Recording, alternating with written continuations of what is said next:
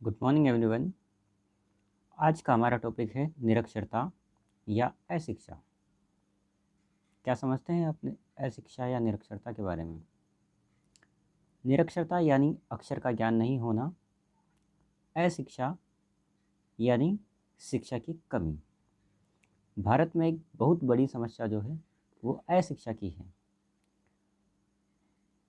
अशिक्षा के कारण भारत में अनेक सामाजिक और आर्थिक बुराइयों को जन्म हुआ है।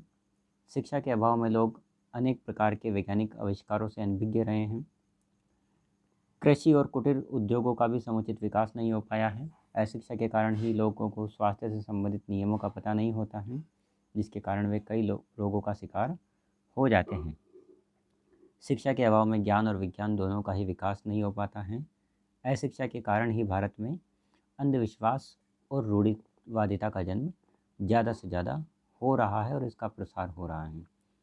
शिक्षा की कमी के कारण लोगों को नौकरी मिलने में भी परेशानी होती है और इसी अशिक्षा का लाभ उठाकर सेठ साहूकार जो है वो अशिक्षित लोगों का खूब शोषण भी करते हैं।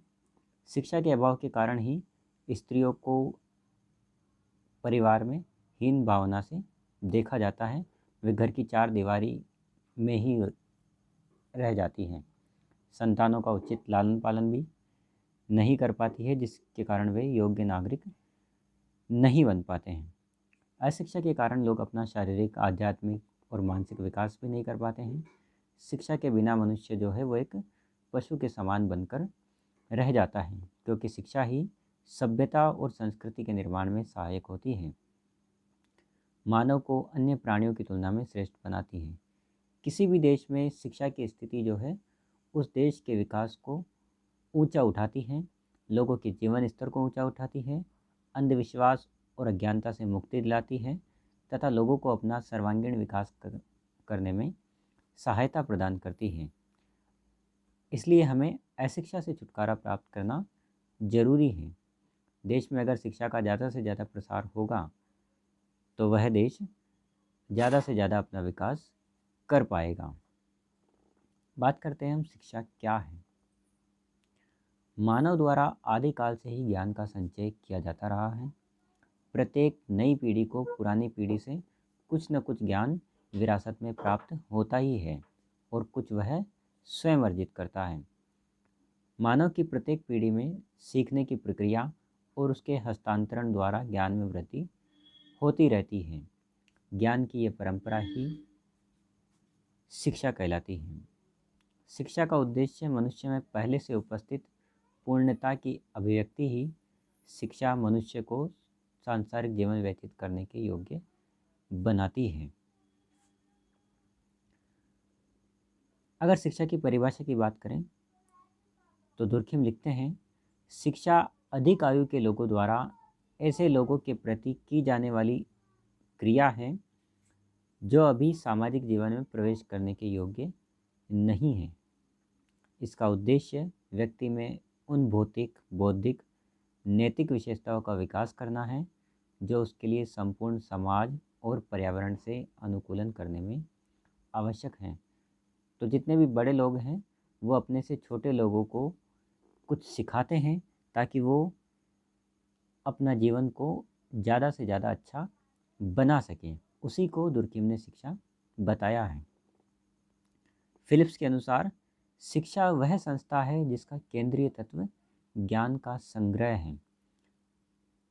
यानी अगर हम ज्ञान का संग्रह करते हैं तो उसी ही हम शिक्षा कह सकते हैं। नेक्स्ट है महात्मा गांधी के अनुसार शिक्षा से मेरा अभिप्राय बच्चे के शरीर, मन,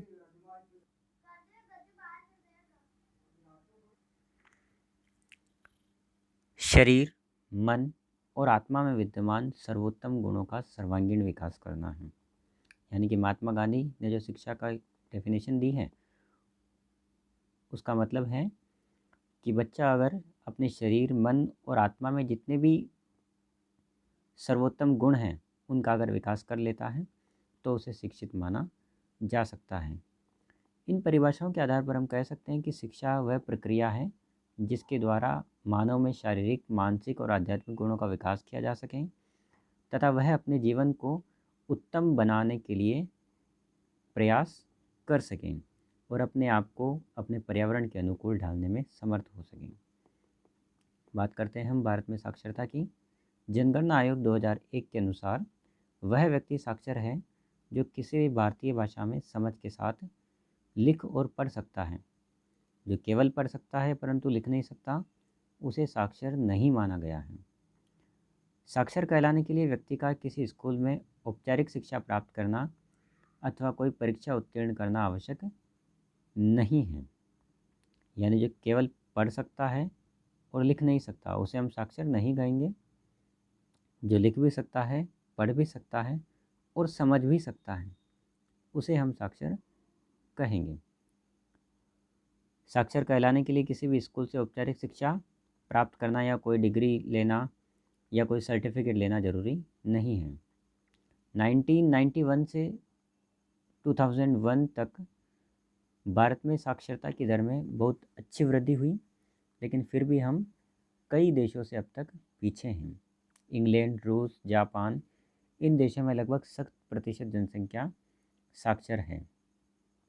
यूरोप और अमेरिका में साक्षरता का प्रतिशत 90 से लेकर 100 के बीच है, जबकि भारत में साक्षरता का प्रतिशत 2001 में 64.84% था। भारत के ग्रामीण क्षेत्रों में साक्षरता जो है 49.4% रही है। बात करते हैं हम पंचवर्षीय योजनाओं में शिक्षा पर किए गए खर्च की। शिक्षा पर प्रथम पंचवर्षीय योजनाओं में 151 करोड़ रुपए खर्च किए गए, जबकि नवी योजना तथा केंद्रीय योजनाओं में 49,838 करोड़ रुपए खर्च किए गए। वर्तमान में देश में शिक्षा के अनेक कार्यक्रम चलाए जा रहे हैं। स्कूल, विश्वविद्यालय के स्तर पर शिक्षा के अतिरिक्त व्यावसायिक, तकनीकी एवं चिकित्सा संबंधी शिक्षा का प्रबंध है। अनेक अनुसंधान संस्थान और प्रशिक्षण केंद्र खुले हुए हैं। प्रौढ़ शिक्षा एवं बुनियादी शिक्षा के कार्यक्रम भी चलाए जा रहे हैं। शिक्षा की समस्या को हल करने के लिए सरकार जो है प्रयत्नशील है। इन प्रयत्नों के फलस्वरूप ही 2001 में साक्षरता का प्रतिशत लगभग 64.84 हो गया था। यूनेस्को के आंकड़ों के अनुसार भारत में स्कूली शिक्षा पर प्रति व्यक्ति प्रतिदिन 33 पैसे खर्च हो रहे थे, जबकि रूस में 4 रुपये 70 पैसे और जापान में 13 रुपये 30 पैसे खर्च होते हैं। बात करते हैं हम अशिक्षा के कारणों की कि भारत में कौन से कारण ऐसे हैं जो अशिक्षा के लिए उत्तरदायी हैं। सबसे पहला कारण है वर्ण और जाति व्यवस्था। प्राचीन काल से ही भारत में वर्ण और जाति व्यवस्था प्रचलित रही है। आप जानते हैं कितने वर्ण हैं भारत में? वर्ण की जो संख्या है वो 4 बताई गई है: ब्राह्मण, क्षत्रिय, वैश्य और शूद्र। इनमें से शिक्षा का अधिकार केवल द्विज जातियों को ही दिया गया है। शेष लोगों को इनसे वंचित रखा गया है और द्विज जाति कहा गया है ब्राह्मण, क्षत्रिय और वैश्य को।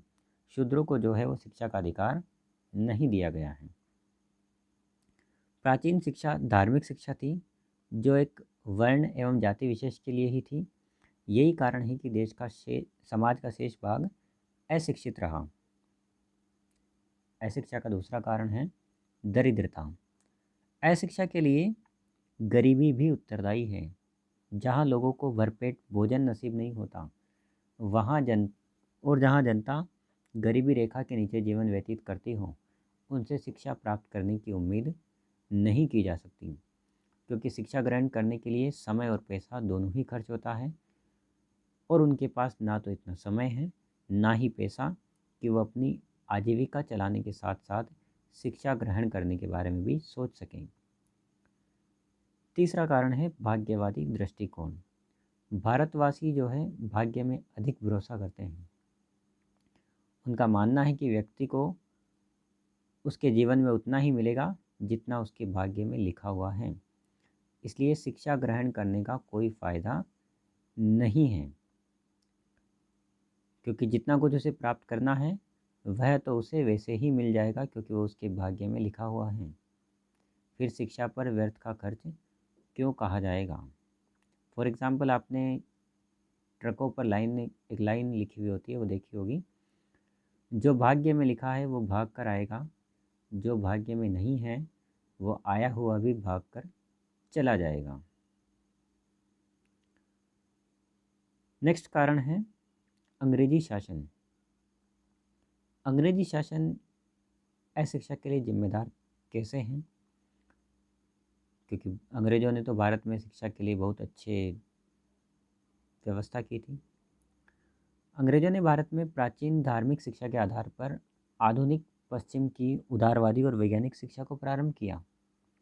लेकिन इस शिक्षा का मूल उद्देश्य भारत में अशिक्षा का निवारण और शिक्षा का प्रसार करना नहीं था।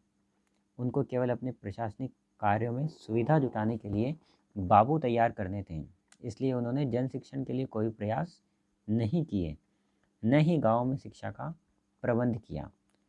उन्होंने शिक्षण संस्थाओं की स्थापना केवल शहरों में ही की, जहाँ उस समय देश की करीब 10% जनसंख्या ही रहती थी। अतः अंग्रेज़ों के समय में 90% लोगों के लिए शिक्षा का कोई प्रबंध नहीं था। नेक्स्ट कारण है वैज्ञानिक प्रगति का अभाव।